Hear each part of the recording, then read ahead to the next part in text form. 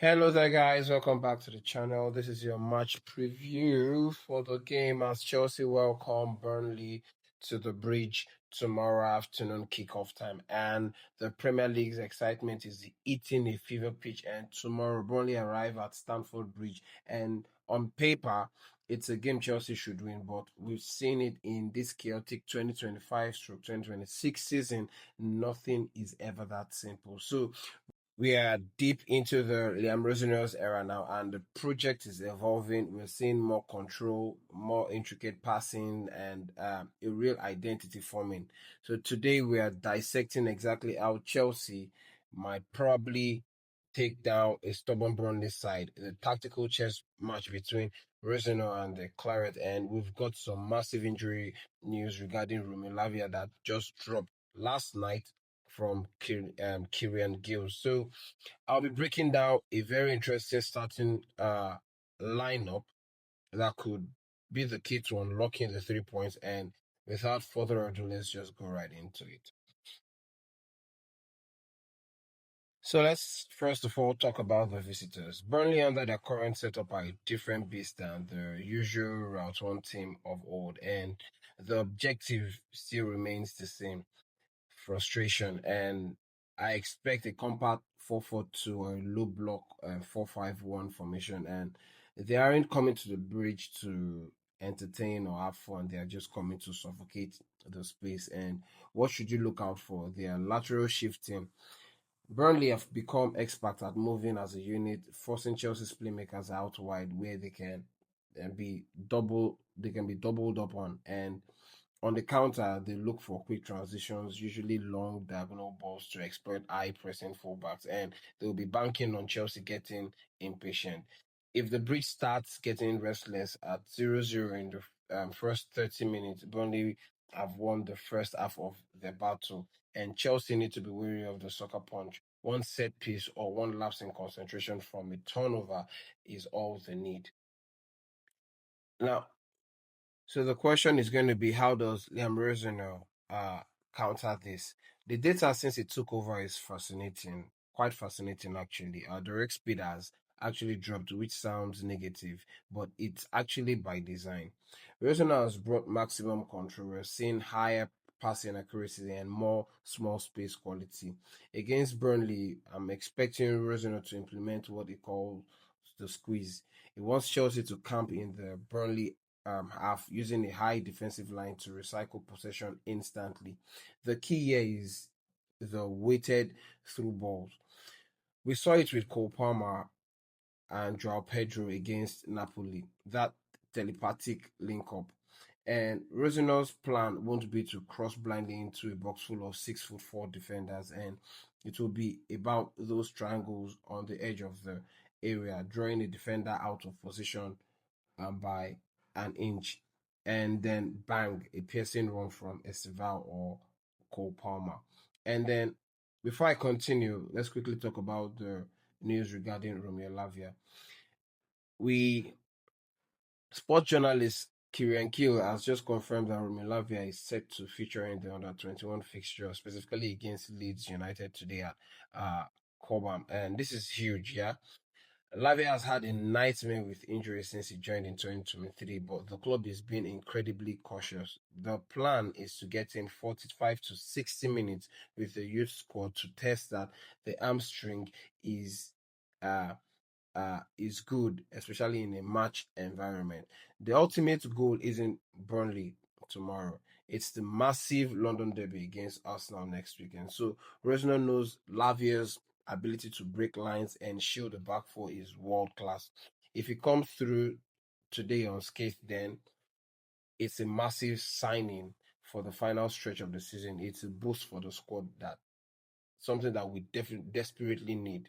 Now let's quickly talk about the lineup, okay? Because I want to see tomorrow in the lineup, and I hope that I'm certain that if we do this, I am certain 70% to 80% certain that we'll walk out the field with the all 3 points. And so, with that in mind, I'm going to go with Sanchez in goal, and Sanchez here, he has been brave in possession lately, and his long range distribution will be very, very important if Burnley press high early on. And the back four is going to be of Reece James, Fofana, Chaluba, and Joel Alto, because we don't have Marco Corella for this game and the game against Arsenal and Aston Villa and another game. I hope that it's not going to be beyond the 4 weeks as estimated. And with Colwell out, this draw provides the recovery speed needed to stop Burnley's counter attack. And Geraldo on the left gives us the youthful energy to overlap when the wingers talk inside. And I want to believe that Geraldo is going to be up. This is just an opportunity for him to stake a claim for himself.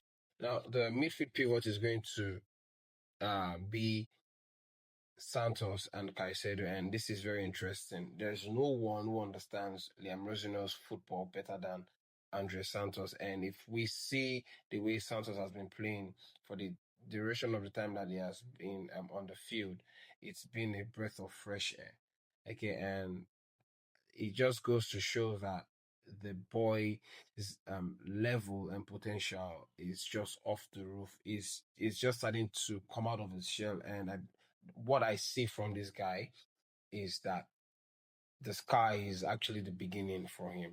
Okay, and that's basically it. So my midfield pivot is going to be of uh Caicedo and Andre Santos, and this is going to actually have to push Enzo Fernandez in the number 10 role. Enzo as a 10 is a master stroke for this kind of game because he has the vision to find the hidden pass that a low block tries to hide. And then let's talk about Cole Palmer coming from the right, and I'm going to put Estevão on the left. And having two elite inverted playmakers means Burnley can't just focus on one side.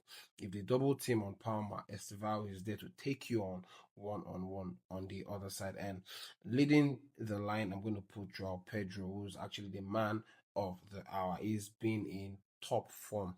He scored 5 goals in his last 7 games, and his ability to drop deep, link play, and then spin in behind is exactly what keeps defenders awake at the moment. And I'm going to wrap up with my score prediction for this game and then also touch on my score prediction for the rest of the top 6, okay, in this weekend. So this game is actually going to be about authority for Chelsea. If Chelsea play with the composure that Liam Rosenior has instilled, Burnley will eventually crack. And my prediction for this game is going to be a professional 3-goal win in favor of Chelsea, with Joao Pedro scoring, and the remaining 2 goals probably be the 3 goals is going to be actually be scored between Joao Pedro, Cole Palmer, and I'm going to go with Estevão. So that's my score prediction for the game against Burnley. And now let's talk about my score prediction for the game between Manchester City versus Newcastle. And City are currently relentless at the top of the table. They've won 77% of their home games this season, and they just swatted Fulham aside with a 3-0, 3-0 win at the Etihad. Now Newcastle on the other hand, they are struggling. They're a bit odd and cold, even though they dispatched of Karabakh in the Champions League on Tuesday, 6-0. Yeah, 6-0, 6-0. They still are not showing consistency in this season. So that being said, we know that City right now they are on the hunt to uh take the top position away from Arsenal. And I'm going to talk on Arsenal later in this video. I still think that Arsenal have lost every opportunity they have or they've had to win the league. Because when you compare Arsenal to Manchester City do not feel pressure at all in situations like this.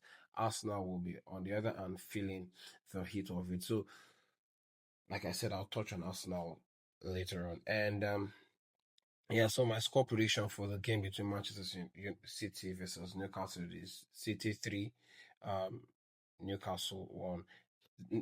Newcastle United won. I wanted to give them, make it 3-0, but I'm just going to be generous and give Newcastle one. Then Aston Villa versus Leeds, I'm going to put Aston Villa 2, Leeds United nil. And Newcastle versus Liverpool. Liverpool are coming off a massive high after beating Manchester City 2-1 recently, and they are sitting sixth and desperately need 3 points to close the gap on the top four. So I'm going to go with Nottingham Forest 1, Liverpool 2. And then the match of the weekend, which is going to be Tottenham versus Arsenal. Tottenham are going to be entering this game with quite a lot of first team players injured, and that's actually going to play in favor of Arsenal. So I'm not going to, in as much as I know that Arsenal are actually going to be feeling the heat and feeling uh, Manchester City's knee on their neck, I still think that they will come out with all 3 points at the Tottenham Hotspur Stadium. So I'm going to give Tottenham 1, Arsenal 3. So that's everything that I have for you guys in this video. Let me know what you guys think about everything that I've said in this video. Don't forget to drop your thoughts and comment in the comment section below. Don't forget to like the video. And do you think that my lineup for the game against Burnley, with Enzo playing as a 10 rather than Cole Palmer playing as a 10, is the right one? What would you rather do? And are you excited that we're going to be having Romeo Lavia back?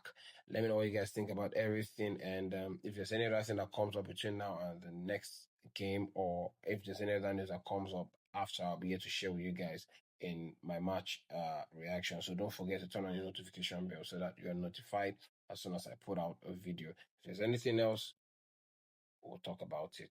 But until then, it's Chelsea first and rivals next. Peace.